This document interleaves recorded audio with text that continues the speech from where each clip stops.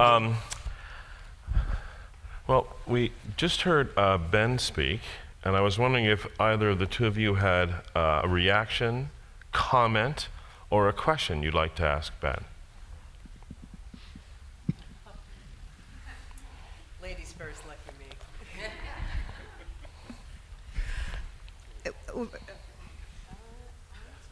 Yes? Oh, wow. Actually, I'm going off in another direction. I'm sort of thinking about the three different sort of aspects of beauty that struck me about being here this weekend, and sort of this theoretical discussion of beauty, particularly the question of the Apollonian versus Dionysus, which is such a wonderful sense of being able to control and rationalize, and then just kind of that intensity. And then also, I was really very struck by that kind of practical creation of beauty, making this happen now that we were talking about on the first night, and then this sort of historical sense of beauty. And I'm beginning to think that this kind of, we're beginning covering a lot of bases here, the practical making, the theoretical, and the historical, and what can we, how can we've got these three great sticks, how can we rub them together and make something grow?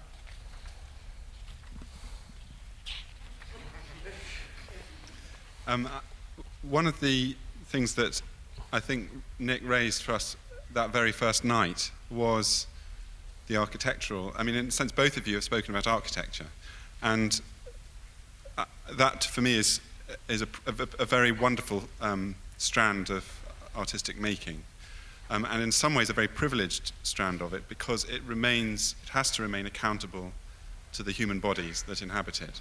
So some of the things I was saying now, I felt could have been run through an attention to architecture in an interesting way, because the story that you told us, Nick, on that first night was a story about how to make a habitable space, a liturgically habitable space, a space that made sense to the people who were in it. And similarly, we saw that history of borrowings and imaginings that created a Christian architecture in Rome, which again was about both acknowledging God, but also the human beings who needed to gather to worship God. So that this call to find a new integration of the sublime and the beautiful, which Christianity I think has part of its call, is fascinatingly worked out architecturally, and in some ways more successfully, even now, than in some other strands of the arts, because of this accountability to the body. So that's a thought. I hope we can get back to the topic, to the enormous topic of beauty and art and so forth, but let me pose a question to Ben, or a question, I don't know, comment, whatever. So I do think that fundamental to the Christian understanding of what it is to be human, and this is enormous has enormous relevance to art, is that we have bodies. We are, no, I don't like to put it like that. We are personic, embodied creatures. So it's not as if we have bodies, as something that one possesses and so forth. One is a body. And that, to my mind, makes us profoundly related to art. It's the custom among philosophers, and among some artists, but certainly among philosophers, to talk about art as if it were made out of ideas. You will find very few philosophical discussions about the materiality of art, and I find this utterly bizarre. Flannery O'Connor gave a lecture, years ago at the University of Iowa, in which he said this, and I think this is just marvelous. It was in response to a question from the audience at Iowa City. O'Connor said this: "Ideas do not a novel make." Even it's more obviously true even that ideas do not a painting make, or ideas do not a building make, and so forth. It's stuff. So we're related to it. We are, and the Christian says, by virtue of our bodies, we are at home in the world. We're not aliens in the world, and you were tracing some of the reasons for the sense of alienation, and to get over the alienation in the Hegelian tradition, you just embody personhood in everything possible, or you submit and so forth. But Ben, how about this? It seems to me has come to seem to me that beginning in the Romantic tradition of the late 18th century, there's a third attitude in addition to the two that you describe. And that's the attitude that what the artist does is creates an alternative world. Doesn't just conquer this one or submit to this one, but creates what some of them call a heterocosmos, an alternative world.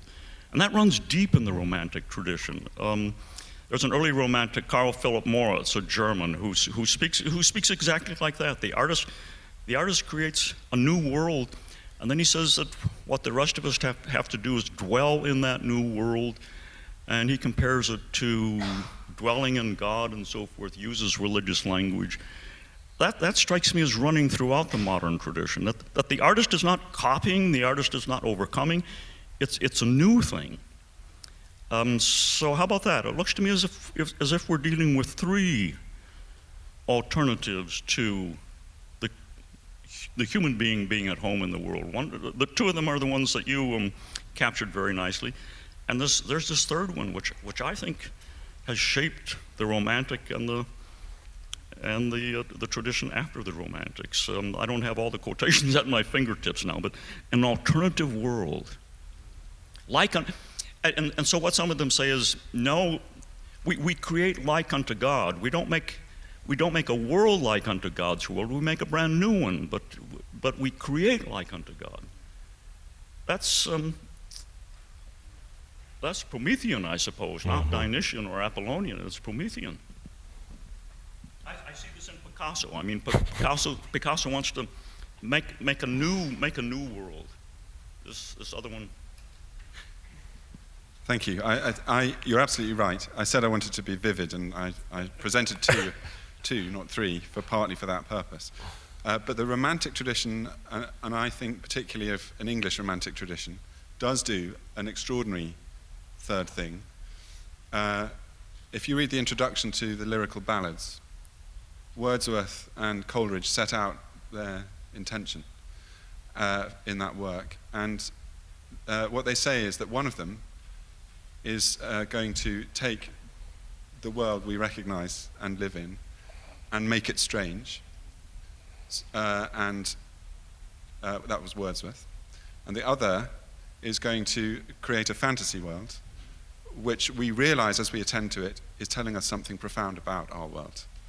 And the Rime of the Ancient Mariner is that kind of a world, for example. So, and they're building from two ends in order to meet in the middle. And that's the wager. Will the lyrical ballads realize that or not? And I think that imagining of an alternative world, which is so typical of a certain kind of romantic instinct, is shown in that project, the project of the lyrical ballads, to be nonetheless a way of developing a deeper insight into our world. It's not escapism, in other words. It's the generation of other worlds of the imagination in order to make us better inhabitants of this world. And that, I think, is a wonderful thing and an appropriate thing. And I think at work in Coleridge's vision, at least, is a set of theological commitments to the world as more than just how it appears. That there's a logos, he says, at work in the world as well as in us. And that when we encounter it in art, we recognize the logos which is in us and in the world, as it were. The affinity that's there is disclosed, and we become more deeply related to the world that we're in through our imagining. So yeah. That's true, but sometimes it's going to take the form of Clive Bell at the beginning of the 20th century, where we leave the ordinary world behind. Both our attempts to conquer it and our submission to it, we leave it behind in order to be ravished by these alternative aesthetic emotions and so forth. I think that's a deep strand in modernity. And when I used to teach aesthetics, I'd have students coming in who would seem to me just have that idea. You want to? I'm a historian, so I've got to back this up a bit. And I listen, and I think in terms of mannerism, where mannerism looks at a long period of Renaissance where the recreation of an ideal, completely controlled world in the form of the structure and the form and the representation of nature, and they present a world that cannot be. They approach every single subject matters, of course, that are familiar. However, they propose it either collapsing space or extending space or inventing colors, or there's such a strong sense for that particular period. It takes people completely out of what they know, and it moves them into a space that, however, is completely created by the artifice of the artist. And so you get caught up in a lens of how, not how the story is, but you get caught up in a lens of how the story could be in situations that could actually never happen. And I think in terms of what the ultimate, I mean, and in the case of no matter what you're talking about, no matter whether we're talking about 16th century or if we're talking about 20th century, there is always going to be the question of artifice. You are always being led into this world by the artist who is bringing you out of a comfort zone, but into a zone that he or she has constructed.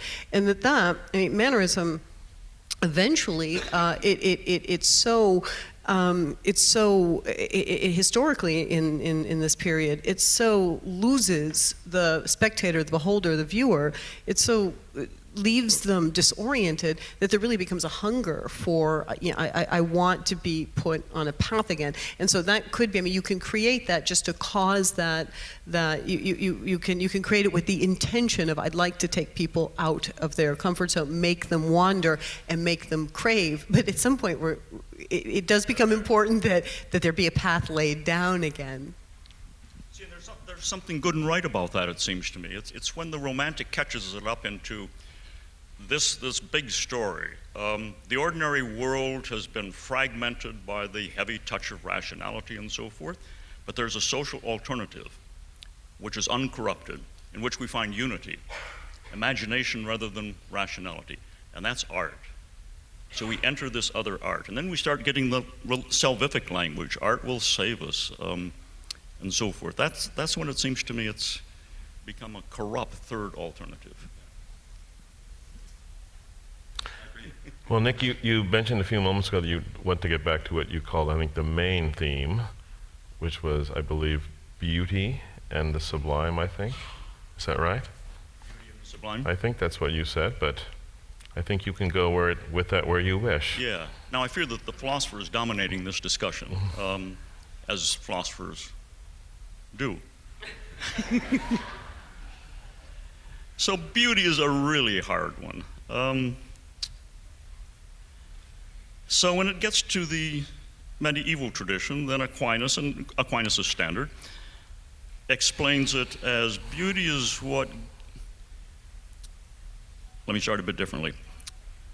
For Aquinas and for all the medievals, you start with the vision of excellent things, worthy things in reality, not with feelings of delight and so forth, though that's going to come in, but a vision of reality is pervaded by excellent things. I think that's the best English word we have for it. And they're excellent because they resemble God. And then they try to make differentiations within these excellences. And one such excellence, they say, is those things which please the senses. They've got to expand that a little bit for literature, but that's the basic idea. They're saying, look, there's this remarkable feature. Some of the good things are such that they give you sensory delight. You can sort of imagine a world in which that wasn't true. You'll enjoy looking at it, listening to it, and so forth. And that's beauty. That's what they say is beauty. And then it goes on and changes in various ways and so forth. I guess, so I think art ought to include beauty, but here's my problem with giving beauty centrality. I think to my mind, the decisive reason was first brought to light, now this is going to sound sort of obscure, by Duchamp. Duchamp was not about beauty. Well, I know. He composed, if that's the word you want, composed this famous fountain made of an ordinary urinal that he found somewhere, and he signed it R. Mutt and submitted it to a show, and it got accepted. Now, you will find some, I'm ashamed to say, philosophy textbooks which talk about the aesthetic qualities of this male urinal. Oh, he called it fountain. Sorry, sorry about that. The name is crucial to it. Now, I think to admire the aesthetic qualities of this is grotesquely to miss the point. Duchamp is raising philosophical issues, and in effect he's saying, what is art does not reveal itself to the mere eye. Art has, best word we've got, I think. Part of what goes to make art is meaning. So no matter how beautiful it may be, there's more. And I think maybe the best way to see this is, well, Roberta was talking about the Pantheon. You can go in and admire the Pantheon, but you've got the feeling, I don't know what it means. What does it mean? Or artifacts are sometimes, oh, the Lascaux cave paintings. One can see that they are beautiful, but we don't know what they mean. What were they doing? So we take the meaning for granted. We all know what it means, what those colored objects on the walls of the New York Met mean. But imagine somebody from a tribe in the Amazon being led into the Met, and they see these brightly colored things hanging on these off-white beige walls. They haven't the vaguest idea as to what it means.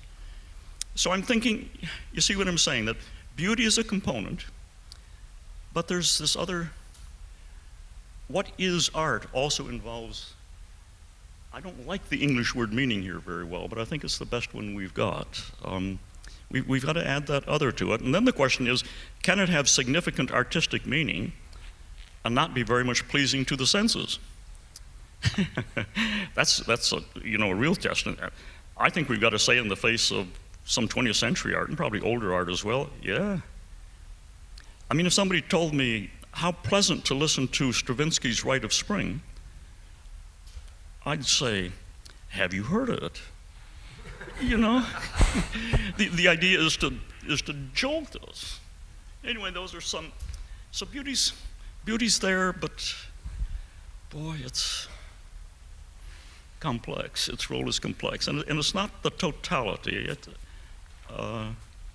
The issue of, sorry about the word, but the issue of meaning is involved. Art means, in addition to being some of it being beautiful.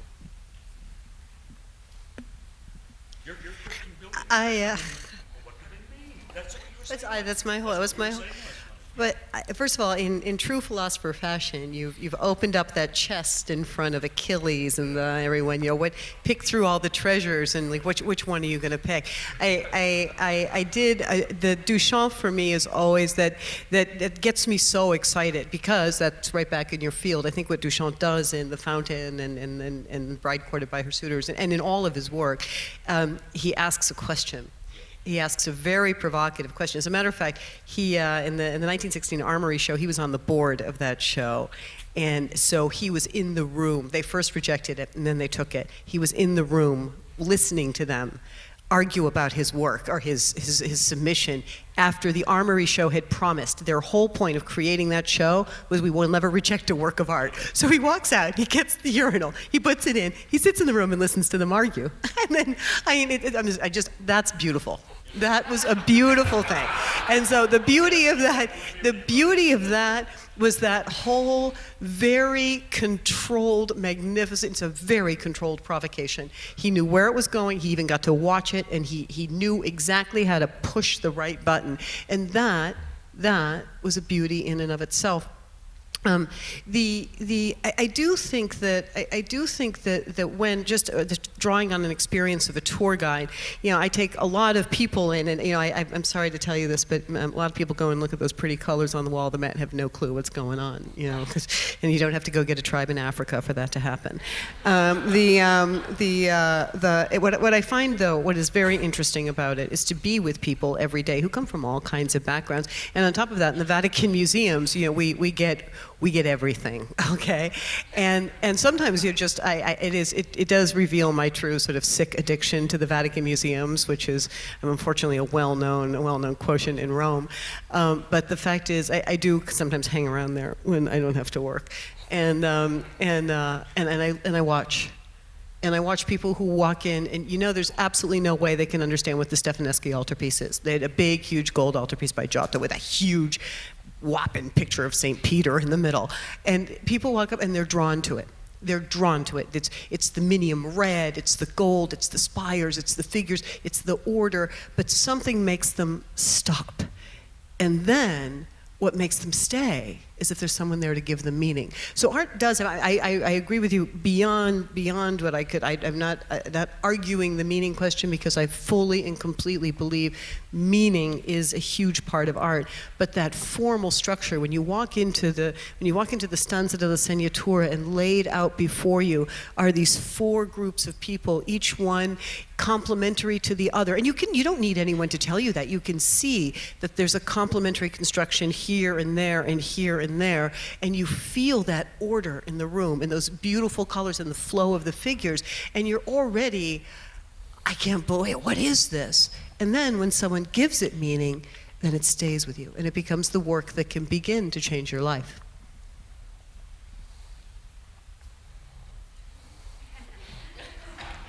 I was just reminded of hearing a guy in the National Gallery in London standing in front of a Madonna and Child and saying, "It's great, all these paintings of women and children, but why is the kid always a boy?"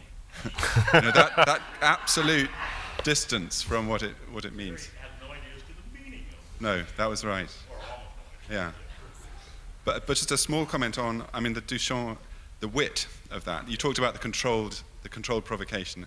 The wit of that is part of its beauty, and wit is. Part of the wit is the title. The title, absolutely, and the choice of occasion and all of those things. And wit is a form of relation. I mean, these are relations with our world and with one another that are explored through provocation, through wit, sometimes through a very serious and passionate disclosure of something that has caused suffering. And in all of these cases, when one's dealing with significant relationship, and art calling for us to relate more seriously to ourselves, to one another, through the work, to the world, you're dealing with something beautiful because of its seriousness, its wit, and so on. And we have to partly redefine what we count as beautiful in order to call those things beautiful. But serious relationship, witty relationship, close relationship are beautiful things in different ways, and the language has to be made more flexible somehow to capture that. So I presented the classic medieval definition of beauty, that those among the excellent things in the world which give delight to the senses. But starting with the Greeks, and I think part of our discussion in the modern world is that beauty expands its meaning on us to come close to just meaning excellence. Some of you have heard me give this anecdote before, but the poet Donald Hall, American poet Donald Hall, was reading his poetry at the University of Virginia in Old Cabell Hall, which sadly blocks the vista from the rotunda that Jefferson wanted. It's a nondescript building, that's another matter. Reading his poetry. The next day, he gives a workshop for poets.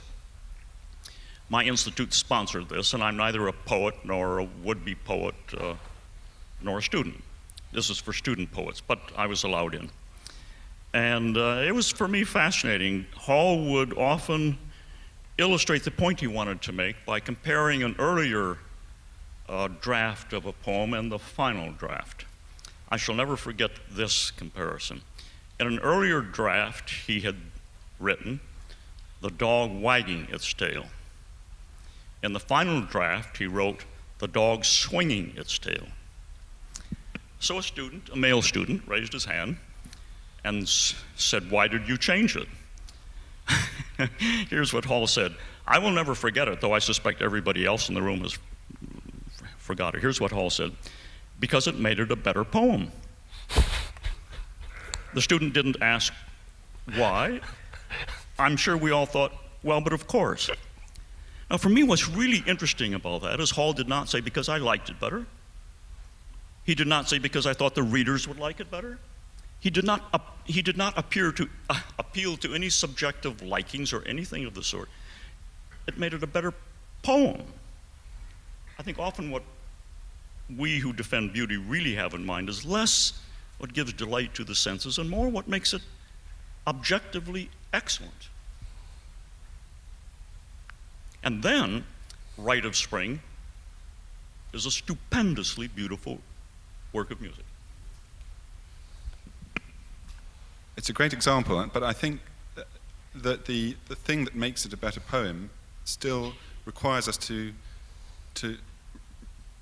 attend to its context, because wagging is a conventional word, yes, and swinging is not, and that's what makes it strange, and then, as it were, piques our attention and heightens the pitch of our attention to it, and so, in one way, absolutely, there's a really attractive insistence that it's the poem that matters.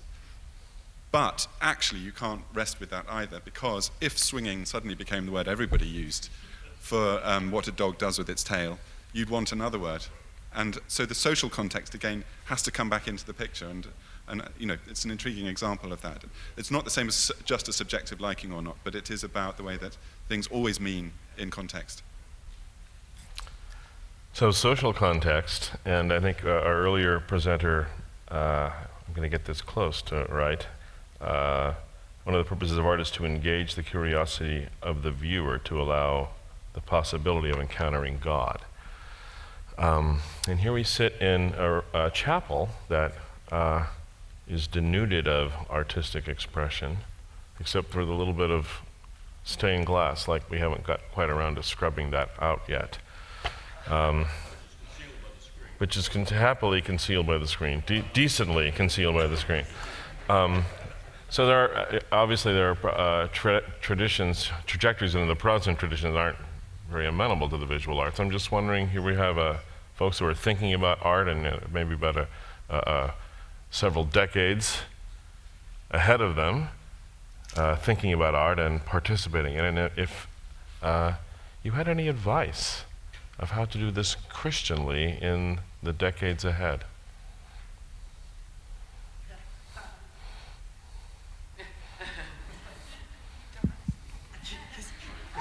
All right, this is not advice, but this is a thought. This is something that I've actually been thinking about. I've been thinking about since one of the, again, Roberta, what a wonderful opportunity is to kind of take time out of just scrabbling to get my papers corrected, to really stop and think about what's important in what we do in art, and the true importance of what we do is trying to bring back beauty, try to transmit a sense of understanding beauty, how to approach beauty from generation to generation. So I've had a lot of luxuries around this symposium, and of course the culmination being meeting you wonderful people.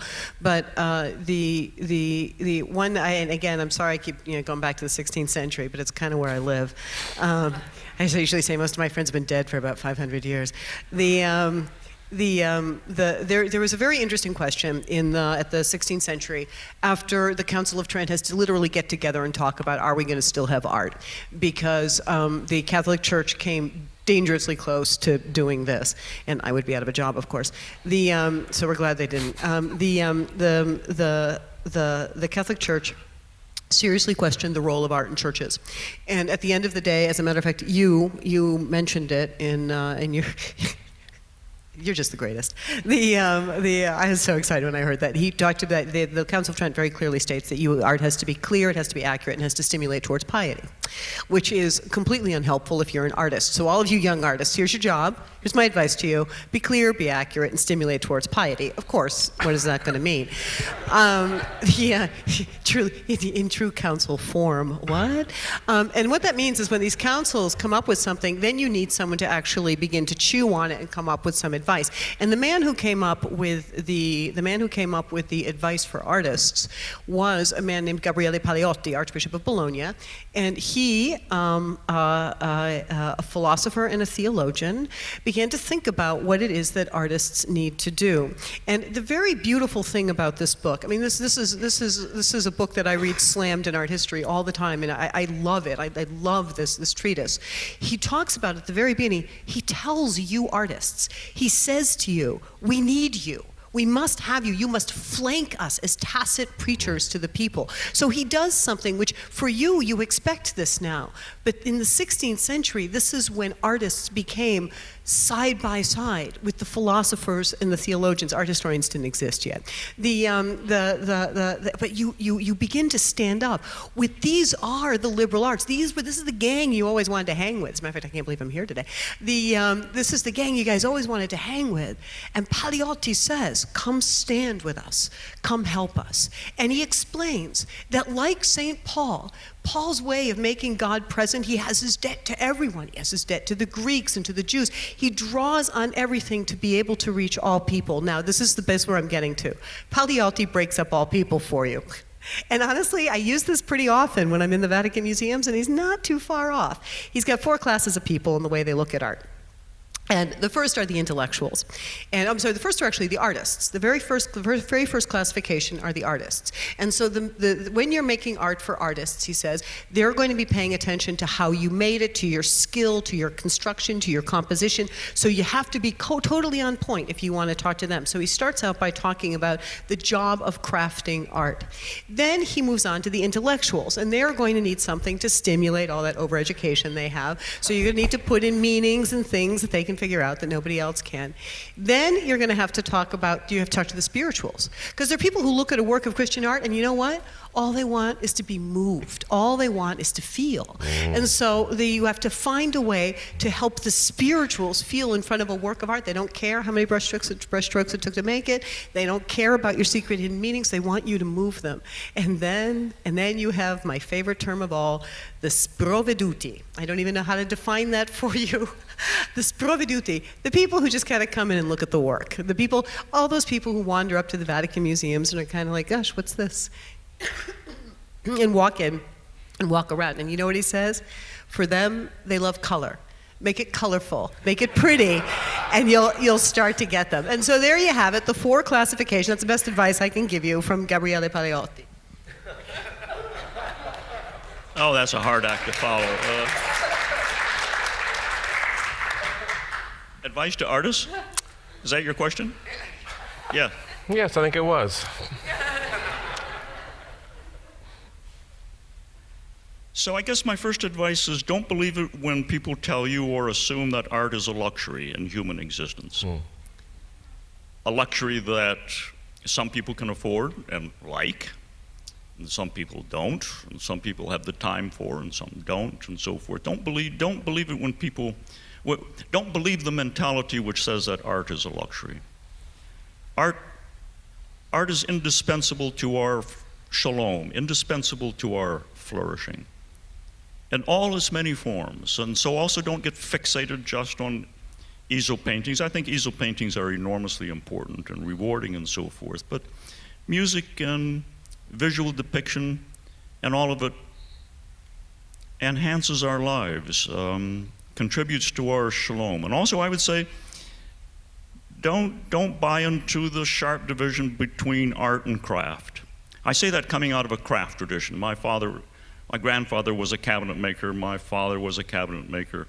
I grew up working wood, and my sons work wood and so forth, so that's influencing what I say. But a good deal of what art does is, here's my best word for it, I guess, a good deal of what art does is it ennobles our ordinary activities. It ennobles our praise of God. Even this, I'm a lover of chairs. I'm like Roberta in that regard. Roberta has a stupendous collection of 20th century chairs. I've got a, fairly good collection of 20th century chairs. I think the 2 great chair designers of the 20th century were the American Charles Eames and the Dane Hans Wegner. I've got about 20 different models of Wegner chairs, more than we can sit on, more than we ever sit on simultaneously. So people say this is bizarre, And there are interestingly different philosophies of chair making in Eames, and how much do I want to get into this Wegner? There are basically two kinds of chairs. There are leg attachment chairs and leg integrated chairs. Chairs that you attach legs to, makes sense. and chairs that it makes no sense to think of them as legs attached. Eames chairs are almost all leg attached chairs. Wagner chairs are almost all leg integrated chairs. But here's the point I wanted to get to. So I was talking about this once, and somebody asked me, well, why do you care about really good chairs? And I said to him, because it ennobles the activity of sitting. That's what it does. You sit in an Eames chair and you sit in a Wagner chair, and you say, or you think, or you feel, goodness, I had no idea that sitting could be like this. That's part of what art does. Now that's a craft. I guess it's a craft. So call it what you will. Art ennobles our existence and enriches our existence. So here's the main point. Don't believe it when people say it's an idle luxury.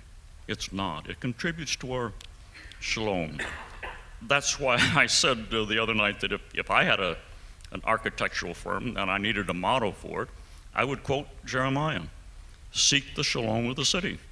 That's what architecture is about, should be about. You cutting us? I was going to cut you off, but now I can't do that. It's too late.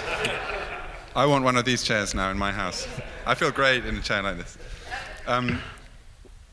Very quickly, this building is a work of art. So to say there is no art in the building would be to miss the fact that it is. And I think it's one of the nicest buildings on campus. I think it's to be appreciated.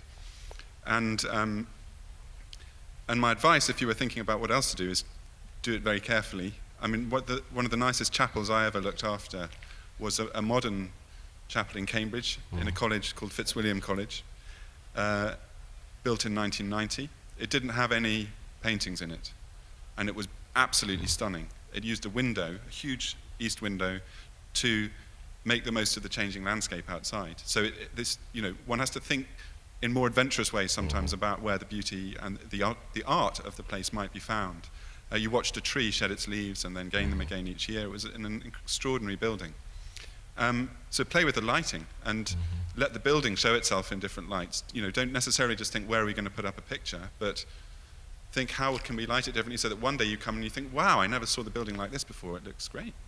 And have temporary art and appreciate the way that the things you do in the building are art as well. If you do ever put a picture up, and that's great too, take your time over it. Because it's got to be a picture you don't just visit. It's got to be a picture that you live with, and that keeps on giving.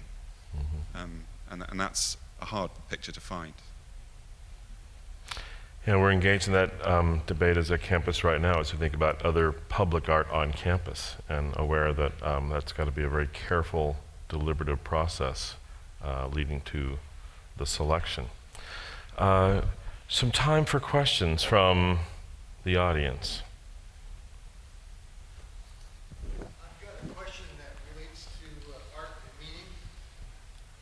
I'm thinking about churches and the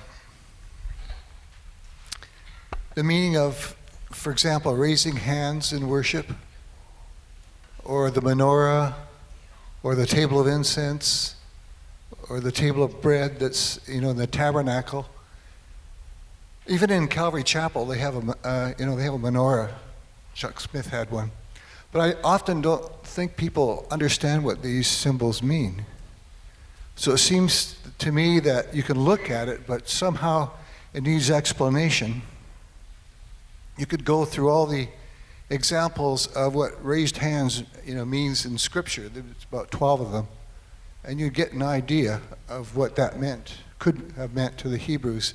But another thing that struck me odd is in studying this is that the Bible doesn't seem to explain in the Old Testament what the menorah meant.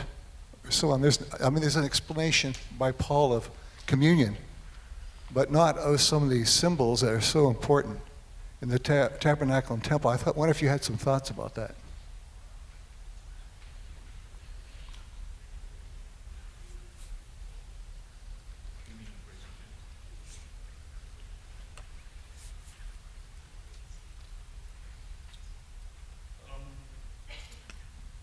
Yeah, good point, and I don't know that I've got much to add to it. It sort of reinforces the point that just vision alone does not reveal the meaning of things. And so the raised hands. Well, good point. Even though you put it as a question. You want to say something? No, I just remember this amazing moment last night when Elizabeth was talking, and she was holding her hands like this, and behind her, did anybody notice this? There was an image on the screen behind her, and she was perfectly mirroring it, and it was an extraordinary kind of moment where, but I don't know what I want to conclude from that. It was just that well, we use our hands in order to pray as well as to communicate with one another, and you were communicating with us in front of an image, an Oran's image, which was a praying image, and I thought, well, the communication and the prayer are being layered upon one another, and isn't that great? But it's not really an answer to your question. It shows that some meaning can be unintentional. Oops. I'm gonna just give a little bit of a shot at this, because when you start to talk, these things are sort of in my mind as I was doing the talk last night. There are a lot of things that once you get that structure of the church down, once the Christians have their structure of the church down, or the synagogue is developed, it becomes clear what has to go in there. So, as you are sort of defining your basic tenet of who you are as a people gathered together in the structure, then the liturgical objects that go in there that are connected to your ritual, that's where tradition kicks in. And so, no, not necessarily will you find in the Bible why there is this and why there's that, but you can find the seedling in the Bible of why there is a menorah, why there is a tabernacle in a Christian church. And then from there, that body of people, we shape the meaning of that art by our centuries upon centuries upon centuries of worship. So that those objects, the menorah, the tabernacle, the altar, they're the most dynamic parts of the church, because they express the constancy of worship, but the mutation or the transformation of the people over the centuries. And just a more serious comment, the caravan that Dayton showed us was, I thought, a brilliant example of how a traditional piece of church furnishing could, as it were, you could view that in a new way. The tabernacle is a tent, it's a place you camp in, it's a place God camps in, and to show us a caravan was suddenly a way of making us see what tabernacles are again in a fresh way. And that way of, you can work with these traditional things to recast them, stimulate a return to them with new eyes. But you need to have them there in order to be able to tradition is generative as well as a kind of fixed point. Well, interestingly, it also went in the other direction. It made one think of caravans differently. One thought of caravans. My gosh, so Jesus lived in a caravan, did he? Not a palace, a caravan? Yes. I'd be interested, is this working? I'd be interested if, in a word, maybe a sentence, but not a paragraph, if each of you would describe, how would you differentiate secular art from Christian art?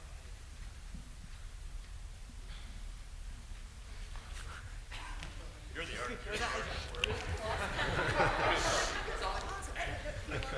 Oh yeah, so my first advice to Christian artists, or one of my first pieces of advice to Christian artists and Christian philosophers and so forth,